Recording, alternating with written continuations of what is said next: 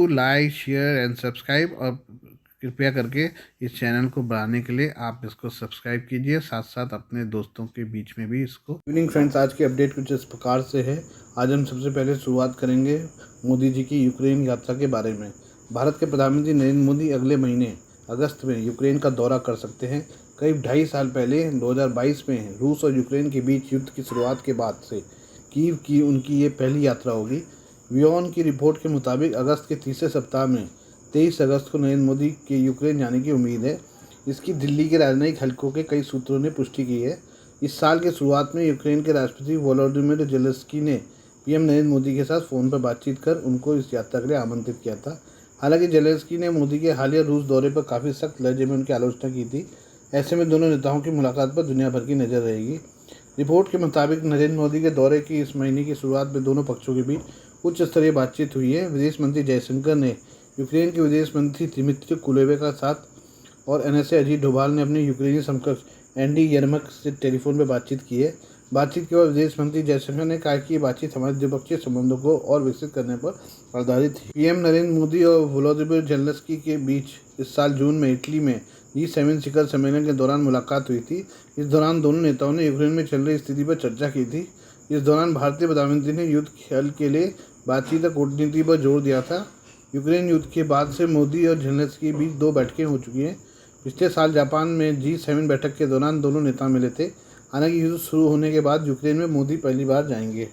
Ukraine के साथ नरेंद्र मोदी के पोलैंड का दौरा करने की भी उम्मीद है। यूक्रेन यात्रा से पहले मोदी प्रधानमंत्री डोनाल्ड टस्क और पोलिश नेतृत्व के साथ बातचीत कर सकते हैं। युद्ध शुरू होने के बाद से पश्चिमी दुनिया के कई नेता कीव की यात्रा कर चुके हैं। इसमें अमेरिकी राष्ट्रपति बाइडेन, इटली की पीएम प्रधानमंत्री Giorgia Meloni, German chancellor Olaf Scholz और कनाडा के प्रधानमंत्री जस्टिन ट्रूडो शामिल हैं। आइए अब हम चीन की बात करें। चीन की चालबाजी एक बार फिर सामने आई है। चीन ने अपने जासूसी जहाज जियांग यांग होंग 03 को हिंद महासागर में भेजा है। चीन इस जहाज़ को रिसर्च जहाज बताता है, लेकिन कई बार देखा गया कि यह जासूसी में इस्तेमाल होता है। लेकिन चीन की ओर से इस जहाज़ को भेजने की टाइमिंग बेहद खास है। जहाज़ को ऐसे समय पर भेजा गया है जब भारतीय नेवी सब सरफेस फायरिंग करने वाला है। चीन का जासूसी जहाज़ मिसाइल फायरिंग वाले इलाके से 222 किलोमीटर की दूरी पर है। Open source intelligence researcher Damien Symon ने एक ग्राफिक शेयर कर इसकी जानकारी दी है। इसमें उन्होंने बताया कि बंगाल की खाड़ी में लगभग 595 किलोमीटर के एरिया में भारतीय नौसेना सब सरफेस फायरिंग अभ्यास करने वाला है। चीन का समुद्री रिसर्च पोस्ट जियांग यांग होंग 03 वर्तमान में बंगाल की खाड़ी में जा रहा है। यह अभ्यास वाली जगह से 120 समुद्री मील 222 किलोमीटर दूरी पर चल रहा है। चीन ने संभवतः इसे जानकारी इकट्ठा करने के लिए भेजा होगा। पहले भी भेज चुका है जासूसी जहाज। इससे पहले भी जब भारत को मिसाइल लॉन्च करना था तब भी चीन ने अपने जासूसी जहाज़ों को भेजा था। मार्च में भारत की ओर से ओडिशा तट पर मिसाइल लॉन्च के लिए अलार्म जारी किया गया था। इसके कुछ दिनों बाद ही चीनी रिसर्च जहाज भारत के पूर्वी समुद्री तट पर पहुंच गया था। इसके बाद अग्नि 5 मिसाइल का सफल परीक्षण किया गया था। पीएम मोदी ने एक्सप्रेस की पुष्टि की है। तब चीन ने जियांग यांग होंग एक जासूसी जहाज को भेजा था। चीन की कथित रिसर्च जहाज जासूसी के लिए इस्तेमाल होते हैं। चीन का कहना है कि वह इसके जरिए समुद्र का शोध कर रहा है, लेकिन एक्सपर्ट वार्निंग दे चुके हैं कि जहाज में सैन्य ग्रेड के उपकरण लगे हो सकते हैं। ये समुद्र की मैपिंग कर सकता है, जो भारत के साथ युद्ध में चीनी पनडुब्बियों को फ़ायदा पहुंचाएगा। पहले यह जहाज श्रीलंका के बंदरगाह पर रुकते थे, लेकिन भारत के विरोध के बाद श्रीलंका से अपने तट पर रुकने से मना कर दिया। भारत से तनाव के बीच मालदीव ने चीन की जासूसी जहाज को अपने तट पर रुकने दिया। अप्रैल में यह जहाज दूसरी बार मालदीव के तट पर रुका था। ये हम पाकिस्तान की बात करें। पाकिस्तान के खैबर पख्तूनख्वा के मुख्यमंत्री अली अमीन गंदापुर ने देश की केंद्र सरकार की ओर से घोषित एंटी टेरर ऑपरेशन अज़्म-ए-इंतकाम का खुले तौर पर विरोध किया है। पीटीआई नेता गंदापुर ने शहबाज शरीफ की सरकार को चुनौती देते हुए कहा है कि वो अपने प्रांत में किसी भी हिस्से में सैन्य अभियान की अनुमति नहीं देंगे। गंदापुर ने कहा कि अगर कोई ग्रुप गड़बड़ कर रहा है तो उनके सूबे की पुलिस उनसे निपटेगी, ना कि आर्मी को बमबारी की इजाज़त दी जाएगी। उन्होंने कहा कि शहबाज शरीफ की सरकार ने सिर्फ लोगों को गुमराह करने के लिए आतंकवाद के खिलाफ अज़्म-ए-इंतकाम का ऐलान किया है। डॉन की रिपोर्ट के मुताबिक शुक्रवार को बन्नू में एक अपनी पार्टी पीटीआई की रैली को संबोधित करते हुए कहा, आतंक के खात्मे के नाम पर चलाए गए पुराने अभियानों का हमारे लोगों का अनुभव अच्छा नहीं रहा है। ऐसे अभियानों में से आतंकवाद खत्म नहीं हुआ, सिर्फ लोगों के घर गिरे, उनको भारी परेशानी का सामना करना पड़ा। केपीके के लोगों को विस्थापन का सामना करना पड़ा। ये फिर से नहीं होने दिया जाएगा।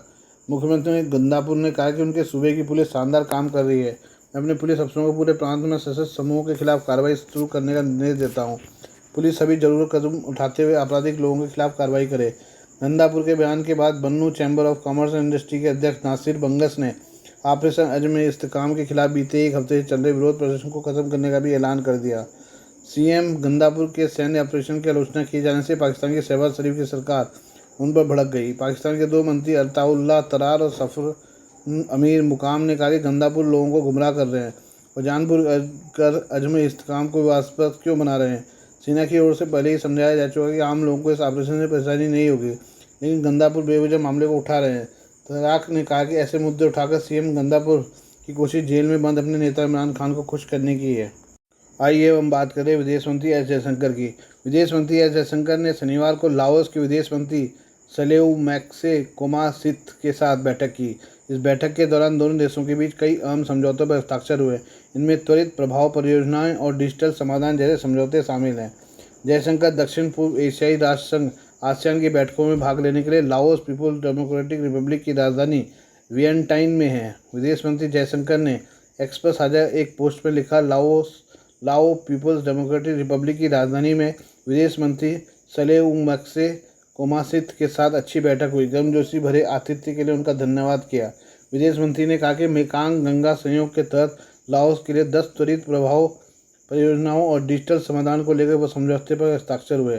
गौरतलब है कि मेकांग गंगा संयोग का उद्देश्य 6 देशों Bharat, Cambodia, Laos, people's democratic republic, Myanmar, Thailand और वियतनाम के बीच पर्यटन, संस्कृति, शिक्षा, परिवहन, संचार के क्षेत्र में सहयोग बढ़ाना है। मेकांग गंगा संयोग के तहत स्वास्थ्य, पारंपरिक चिकित्सा, कृषि, लघु और मध्यम उद्यम, जल संसाधन प्रबंधन, विज्ञान और प्रौद्योगिकी, कौशल विकास और क्षमता निर्माण जैसे नए क्षेत्रों को भी शामिल किया गया है। दोनों नेताओं ने रामायण और बौद्ध धर्म की साझा सांस्कृतिक धरोहरों का जश्न मनाते हुए एक विशेष डाक टिकट भी लॉन्च किया। आइए अब हम बात करें यूपी की। उत्तर प्रदेश सरकार में चल रही सियासी उठापटक के बीच केंद्रीय आलाकमान ने साफ कर दिया कि 2027 का विधानसभा चुनाव मुख्यमंत्री योगी के नेतृत्व में ही लड़ा जाएगा। प्रधानमंत्री नरेंद्र मोदी ने योगी आदित्यनाथ पर भरोसा जताते हुए दोनों डिप्टी सीएम को हिदायत भी दे दी है। दरअसल लोकसभा चुनाव के बाद योगी आदित्यनाथ लगातार अपने विधायकों और सांसदों से फीडबैक ले रहे हैं। सीएम योगी दिल्ली पहुंचने से पहले करीब अलग अलग मंडलों और जिलों के कार्यकर्ताओं के साथ 20 बैठकें कर चुके हैं। मुख्यमंत्री योगी आदित्यनाथ की बैठक में डिप्टी सीएम लीडर और केशव प्रसाद मौर्य के शामिल होने पर पार्टी ने इसे नैतिकतावादी मंजूरी माना है। लोकसभा चुनाव में हार की समीक्षा करते हुए सीएम योगी आदित्यनाथ ने यूपी के कई जगहों पर पार्टी नेताओं के साथ बैठक की, जिसमें दोनों डिप्टी सीएम शामिल थे। दिल्ली पहुंचने के बाद सीएम योगी ने संगठन मंत्री बीएल संतोष से मुलाकात की। यह मुलाकात काफ़ी देर तक चलती रही। बीएल संतोष से मुलाकात के बाद बीजेपी के शीर्ष नेताओं ने बताया कि योगी एक लोकप्रिय मुख्यमंत्री हैं, पार्टी को उन पर पूरा भरोसा है, किसी भी अफवाह का कोई आधार नहीं है। दरअसल लोकसभा चुनाव के बाद योगी आदित्यनाथ ने कई विभागों की समीक्षा बैठक की। इस बैठक में उप मुख्यमंत्री केशव प्रसाद मौर्य, ब्रजेश पाठक नहीं पहुंचे। एक के बाद एक मीटिंगों ने दोनों डिप्टी सीएम किनारा करते रहे। केशव प्रसाद मौर्य लगातार दिल्ली में रहे, जबकि ब्रजेश पाठक ने अन्य कार्यक्रमों में व्यस्त होने का हवाला दिया। वहीं कार्य समिति की बैठक में केशव प्रसाद मौर्य के एक बयान ने राजनीतिक चर्चा को और हवा दे दी। कार्यकारिणी की बैठक में केशव मौर्य ने कहा था कि संगठन सरकार से बड़ा होता है। कई मौक़ों पर केशव मौर्य इस तरह की बयानबाजी कर चुके हैं।